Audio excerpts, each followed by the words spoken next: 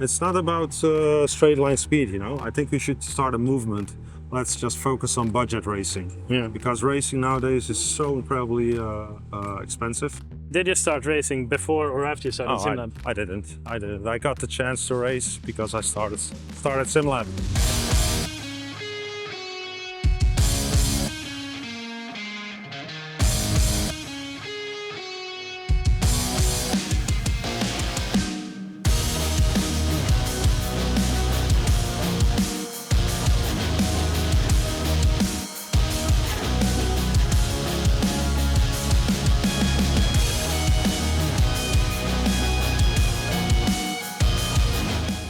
Yeah, and okay, so Yeah. So, but you know, obviously, racing has been a big passion of me. yeah, I was very enthusiastic sim racer before you started SimLab. before I started. It's a great feeling to be on a real track, you know, to drive real cars, to really understand what it is about, obviously, because for the whole sim racing take and what I'm doing on a daily basis, you know, I'm busy with sim racing accessories, hardware, wheels, pedals.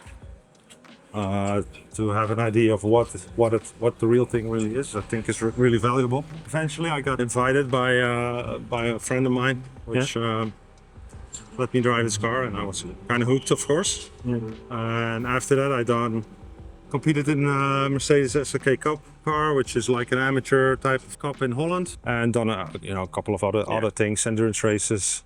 And that's also the car that I'm driving Right. here in the series as That's well. the one, yeah. It's like a relatively cheap car to drive, but it's still really a proper race car, you know. Yeah. How many races do you do nowadays? Nowadays, the past 2 years, I've been out of the competition, but I used to do like 7 races a year. But you know, one race day is like 3 races, 1 qualify. But I used to be quite busy with it. My focus now is, I would say, back on SimLab, you know, and with the family, I would say. Yeah. Family life. Yeah. I mean, yeah, in your situation, you have. Wife, 2 kids. You know, it's busy. SimLab itself is really busy. Yeah. So if you're doing 7 races a year, then you're awake a lot, sleeping in hotels a lot, you know. The thing both of us have, there's always a scale as well. Like, I do this, Yeah. you get to do this. Or, Right. Alex, you get to race. Yeah, right. We as family go do this. So you always have to. Yeah, you need to trade a little bit, you know. I think in general, you know, a lot of sim racers have the idea that they need to drive a GT3 car to have fun on track, which is far from truth, of course. GT3 racing or GT4 is just for the elite. Yeah. Nobody else has the possibility, unless, you know, they got sponsored, they got lucky, or they work really hard for it, Yeah. trying to get the sponsorships in. But you know, there's a lot of fun to be had with the lower spec cars and just doing club racing. You didn't race before you started SimLab. No, So SimLab made you racing. But I mean, we're going to talk more about SimLab in another episode. Yeah. But what's your background before you started SimLab? Yeah. Before we talk about SimLab, like what did you do before? I was a full-time engineer. Yeah. So I was buried. My head was buried into CAD design and monitors for 40 hours a week. Yeah. You know, I was busy in. Actually, I used to be in the petrochemical industry, so okay. designing those type of machines and things that go with it. And I started SimLab basically in my break. So started with.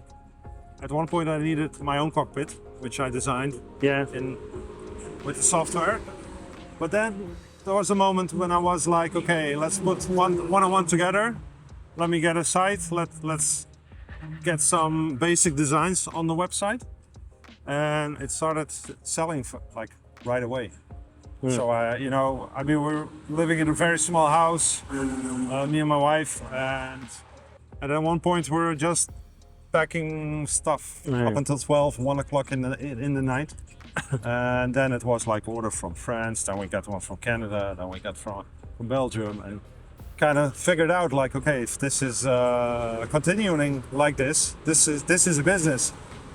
And I think probably like 6 months later, or a little bit longer actually, I stepped into the manager's office and I said, "It's nice to know you, but I'm quitting my job." So that's really how it went. And one day I just woke up instead of, well, the business really started on the kitchen table. About a year later, we got a garage box down the street. And I have many memories of it because it was really small. People came to pick stuff up already back then in 2015, and they come to my house and they're like, "Well, what is this? You know, is this SimLab?" And then I opened the garage box and they took their stuff. I'm really surprised to see that it was such a small startup, you know. And we had all kinds of situations, you know, like we had a really small street. We had like trucks pulling it up into the street. You know, truck drivers really flipping out, like, "What the hell is this? I cannot turn. How do I get out of it?" Because they need to unload pallets. And slowly, step by step, you know, we grew the business up until what it is now. You know, it's 20. We got about 25 people working for us. Yeah, how did you get into sim racing in the first place? Well, I got into it because I was playing Gran Turismo, PlayStation. I love it. I love it to death. You know, everyone. I think a lot of sim races have. I started with Gran Turismo. I played Gran Turismo 1, 2, and the later ones. But at one point, I think I got into really serious sim racing when I saw. Well, it's a very specific moment. I went onto YouTube, and I saw the 2.4 hours of Daytona on iRacing, and I saw a grid. I saw a guy in a aluminum cockpit, and he was doing the formation lap with like 60 others. And once I saw that, I was like, "Holy moly! I want to know what this is, and I want to try it out." And then I got into iRacing, and I think I played iRacing like a maniac, you know, for like a couple of 4 years, 5 years, something like that. And I still play it, of course. And I think even, you know, the realism and the fact that it has laser scan tracks really made it more real for me. I honestly think if circuits wouldn't be laser scanned, I don't think I would be into sim racing, because it adds so much detail to it. And now you notice it also, you know, if you go out of track, if you've driven this track in iRacing, it's super precise. Many times when I go out on a real track, when I come home late at night, I always jump onto the sim to compare the track on iRacing with the real life track. And I'm always like flabbergasted how realistic it is. It helps a lot with having a good rig, like a solid rig. Mm-hmm.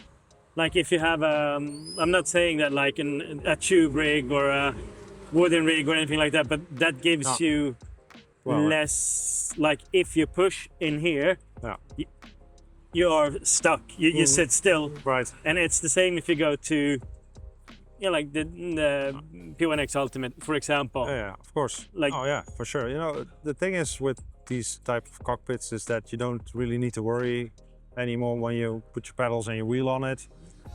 You don't worry about stuff that is a little bit moving around, you know, and you can really concentrate on the sim itself. Yeah. Because you really want to filter out all of those moving around of components. Like the fiddly shit. Yeah, right. You don't want to be busy with it, so you really want to focus on.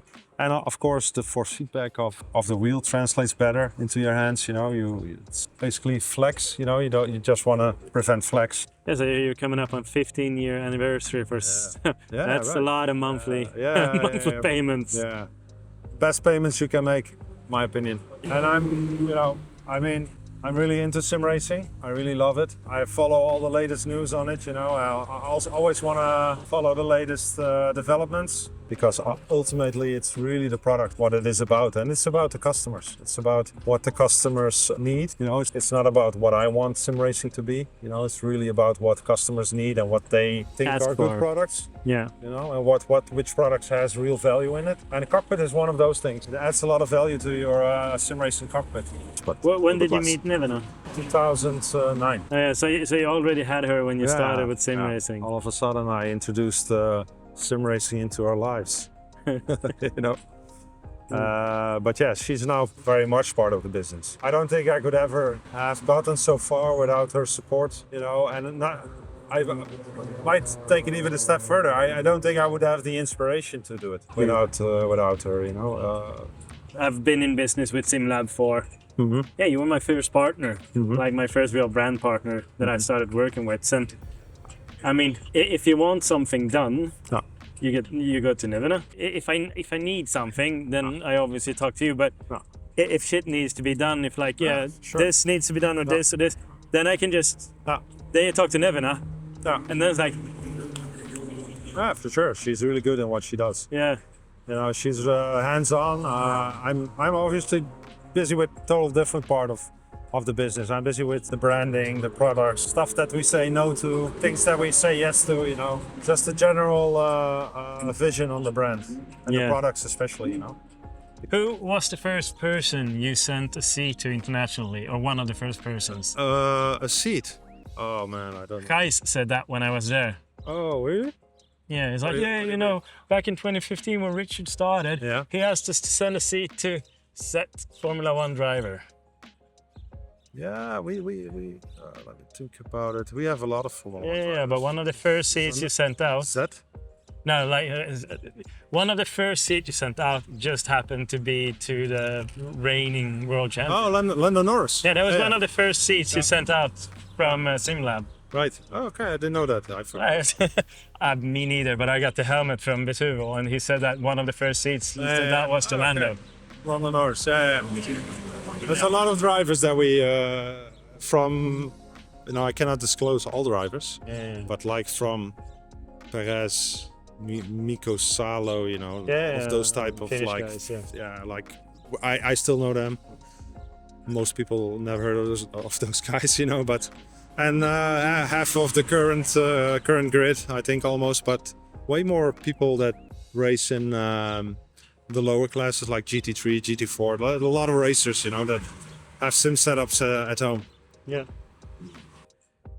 We should go for a drive because I think there's just half hour left, and we can do some more B-roll. Yep.